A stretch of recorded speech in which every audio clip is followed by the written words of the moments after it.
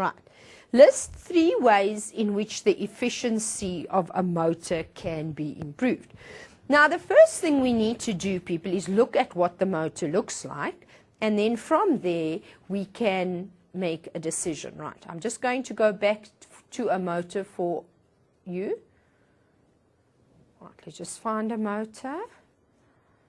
Right, there's a motor. Okay, so if we look at the design of a motor, what do you think we can do to make it stronger?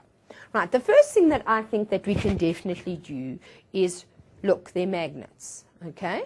They're magnets. So I think you could definitely make use of a stronger magnet. Okay, so the first thing is a stronger magnet. The next thing we have is current, okay? Remember, current is flowing through there. The magnetic field and the current determines the force. So if you increase the current, you can also increase the force, right? So we can increase the magnetic field and we can increase the current. And then we can increase the number of coils. Now, most motors do not look like this one at all. They don't only have one coil, see? The one coil is just there for, if they put all the coils there, we would all get lost. This is what we refer to as the coils, see? Right. So you could add more coils. Right. So let's see. What are we going to say? Right. What are we going to say? The one thing we can do is we can make the magnet stronger. Right. So we can have a stronger magnet. Remember, we're busy with a motor now, people, so we can increase the current. And then lastly, we can increase the number of coils. Right, got that. Now they say to us, consider the diagram below. The conventional current flows in the direction as indicated in the arrows.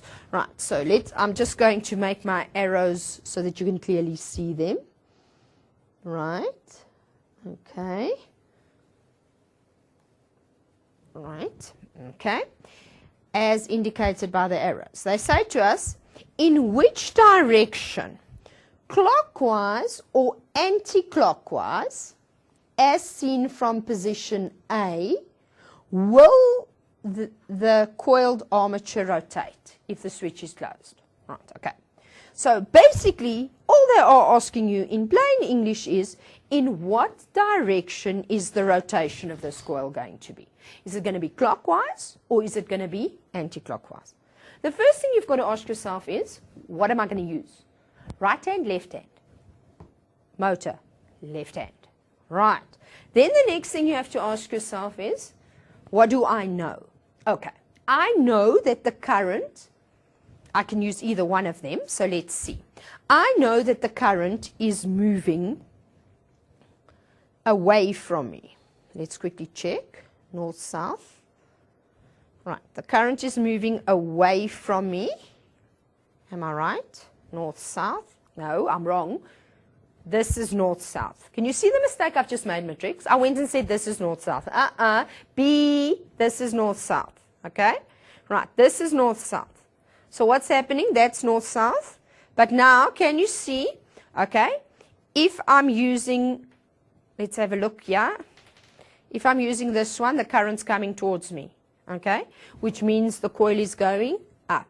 So if the coil was like this, it means the coil is doing that, which means it's going to rotate clockwise.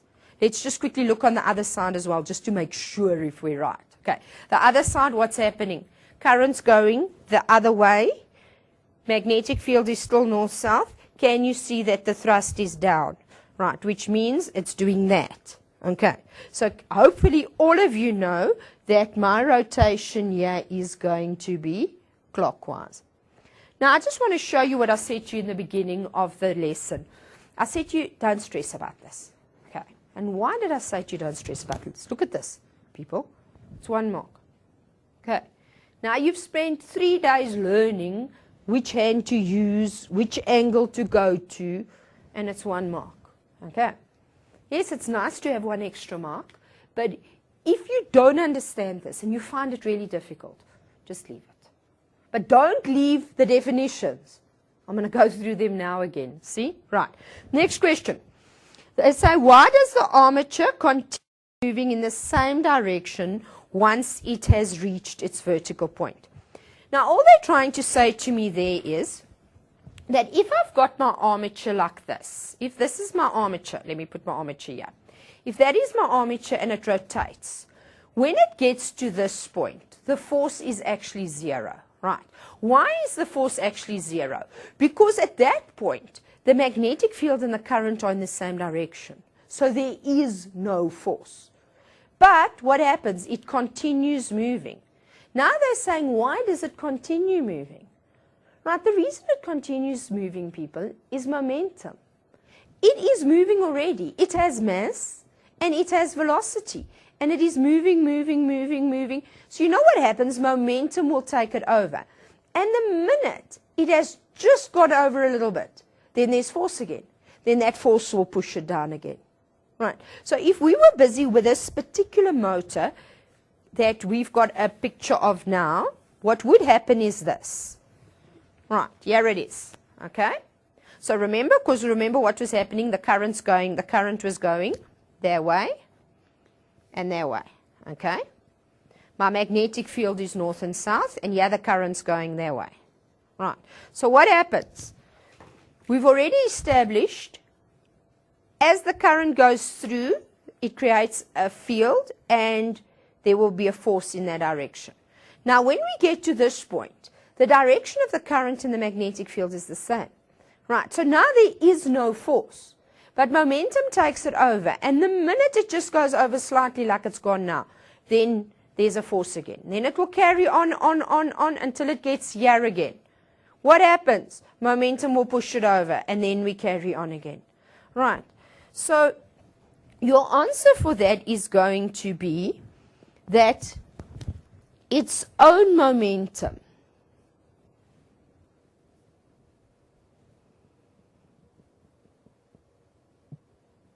and in this will cause it to continue.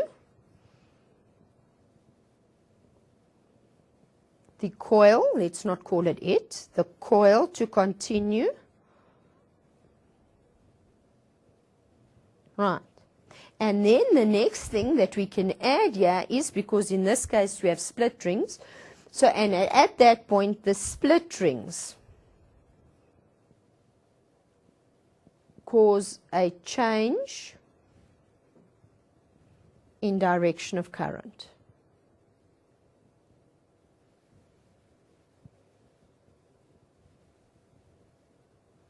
Right, and then it will continue moving. But the most important thing here, people, is the momentum. Right. Before you go for a break, you think you're going to go for a break now? I just quickly want to go over what we've done already, just so that we do a little bit of a recap when we come back. Right. The first thing we have to remember is we get Fleming's left-hand rule. Right. And Fleming's left-hand rule we are going to be using in motors. It's actually quite easy to remember it. If you remember, it's actually called the left-hand motor rule. Right, okay. Then you're going to know, I'm not going to write them all down now, but you're going to remember FBI. F is the thumb, right?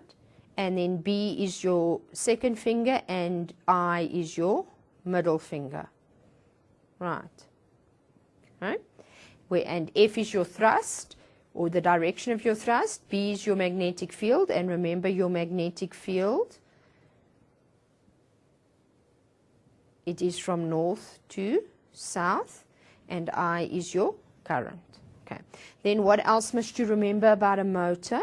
You need to remember that a motor's energy conversion is electrical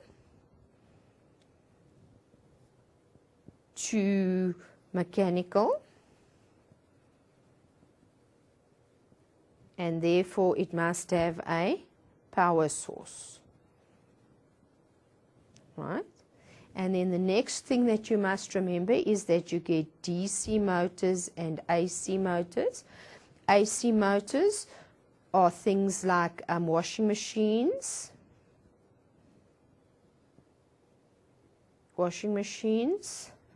there are lots of other things, and DC motors are in tools or toys. What is the difference? A DC motor has a split ring, right? And the split ring's main source is to change the direction of the current, while an AC has slip rings. Right, okay. That is the basics, what you have to learn. You must learn those, people. You have to know them. You know what? We looked now at a question like this. This is 10 marks. Right, easy marks, easy marks. Right, you're going to have a quick break, and after the break, we will continue being scientific. Bye.